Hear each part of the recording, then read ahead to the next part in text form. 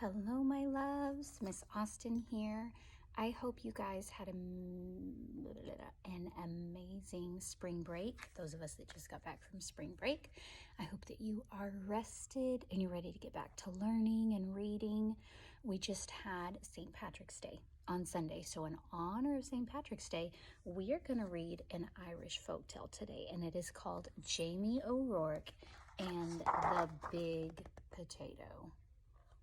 Okay, so you'll have to see if there's something familiar about this folktale that you've noticed in other folktales that you've read as well. Because a folktale is a story that's been passed down from generation to generation among a specific people. So this is a folktale that originates in Ireland. So here we go. Jamie O'Rourke was the laziest man in all of Ireland. He would do anything to avoid working, especially if it had to do with growing potatoes. That makes me sad because I love potatoes. Jamie O'Rourke, his wife Eileen would say, we'll have nothing to eat this winter if you don't go out and dig up the praties. Praties is a word that they use for potatoes, so whenever you hear that, that's what it means. Oh, the saints preserve us, Jamie would whine. Me back's as sore as can be. Sure as I'm telling you, wife, you'll have to dig them up yourself. I'll break in too if I so much as get up out of this bed.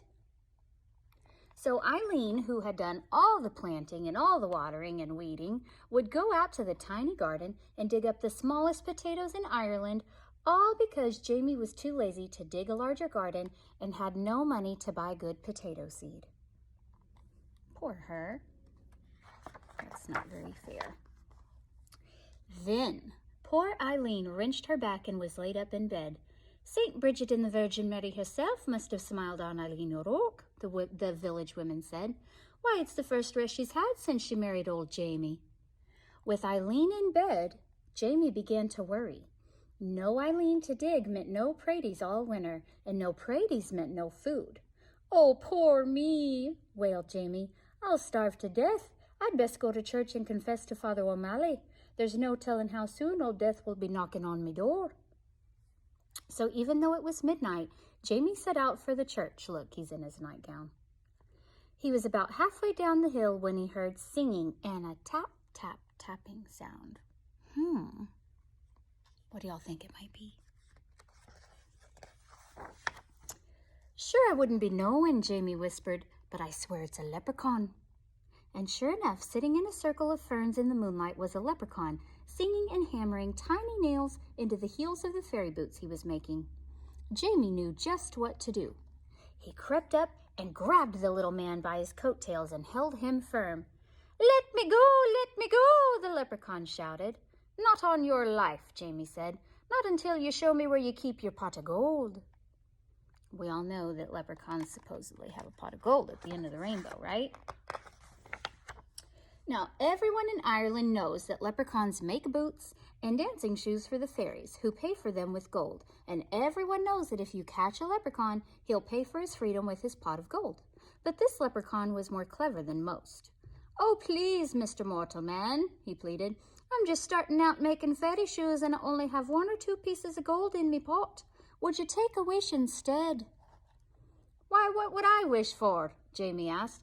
Me, who's about to die of starvation because my wife is sick in bed and can't dig the praties for the winter, and they're such puny praties anyhow. Well, said the leprechaun, reaching into his pocket, you could wish for the biggest pratie in the world. It would last all winter and you wouldn't have to do anything more than plant the seed, water it, and wait.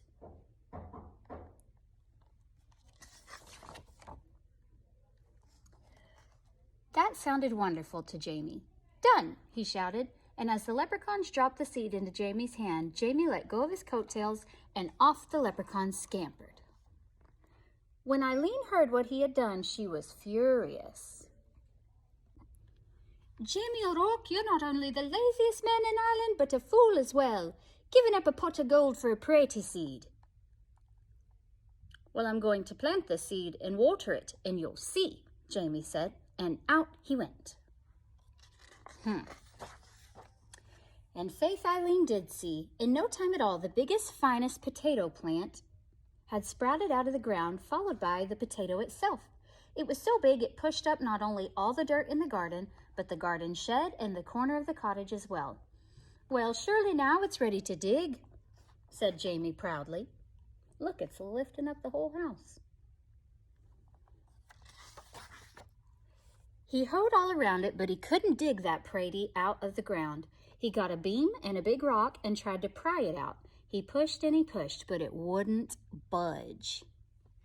As he was pondering what to do, his neighbor passed by on his way to the village. He couldn't believe his eyes. He couldn't wait to tell everyone in the village what he had seen. And before you knew it, the hill up to Jamie's house was filled with villagers coming to see the big potato. Where did it come from? They asked. Jamie told them about the lucky night he had caught the leprechaun and how smart he had been. Why, anyone could have gotten a pot of gold, he bragged, but the biggest pretty in the world, well, that took some doing. But however did you outsmart a leprechaun? They all asked at once. Jamie hesitated and scratched his head. We'll help you dig up your pretty, Jamie, if you'll tell us how you did it. And they grabbed shovels and hoes and started to dig.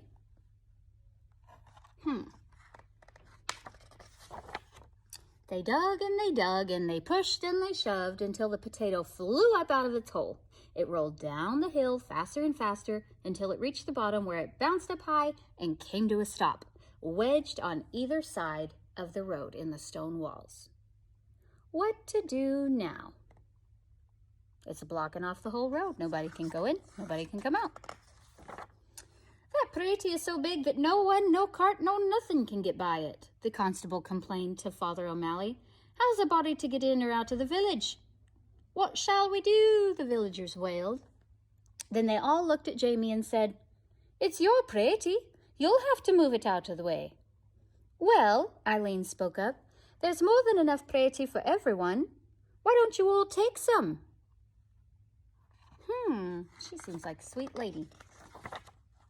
So the villagers sawed and chopped and carted off huge pieces of potato while Jamie sat on the stone wall and watched. So he still hasn't learned his lesson because it sounds like he's still being pretty lazy. All winter long, everyone had potato to eat and eat and eat until no one wanted to see or hear of potato again.